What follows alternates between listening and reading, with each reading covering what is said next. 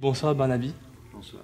Vous êtes le réalisateur de Moana qui vient d'être diffusé ce mercredi 11 décembre au 14A à Nantes. Vous vous sentez comment? Euphorique, évidemment. Ma première fois à Nantes. Le film est une adaptation d'une nouvelle du même nom d'Elsa Lewin. Comment est né ce projet? On me l'a proposé, un producteur avec qui je travaillais sur un autre projet qu'on essayait de développer et on avait un peu de mal à concrétiser le scénario, m'a proposé le livre qu'il avait lu en Allemagne et qui avait bien marché en Allemagne dans les années 80. Et donc il me l'avait proposé, j'ai tout de suite flashé dessus et surtout sur le rôle de cette femme. Combien de temps ça vous a pris? Le projet m'a pris 4 ans.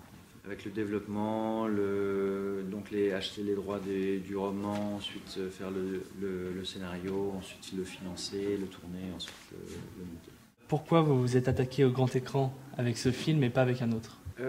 Parce qu'on me proposait des choses très différentes à la télévision. Je fais pas mal de séries télé en Angleterre surtout. Et je voulais vraiment un polar un peu différent, un peu envoûtant. Comment s'est déroulé le casting? Ça a commencé avec ma mère, je lui ai proposé le rôle qu'elle a refusé au début. L'idée du film ne lui plaisait pas et j'ai donc dû partir pour écrire le scénario et ensuite la convaincre à ce moment-là.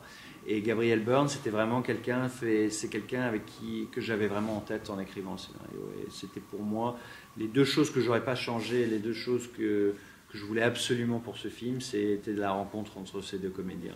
Avant que le film ne commence, vous avez dit vous être inspiré du cinéma français. Qu'est-ce que vous vouliez dire par là? Il y a deux films qui m'ont vraiment inspiré quand j'écrivais celui-ci, c'est Max et les Ferrailleurs et Le choix des armes.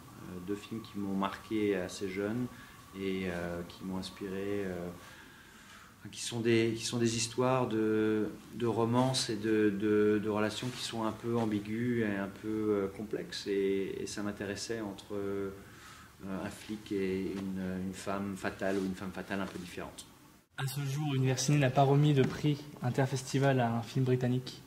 Est-ce que vous avez quelque chose à dire à ce sujet? Je comprends pas la question. On met en compétition les 3 meilleurs films. Ok. Et donc un film britannique n'a jamais gagné?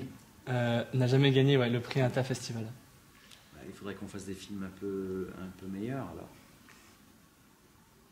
Non, c'est la leçon. Il faudrait se renseigner. Quel film voyez-vous être primé meilleur film britannique? Cette année, malheureusement, j'ai pas vu les autres films non plus, donc j'espère que ce sera le mien, évidemment.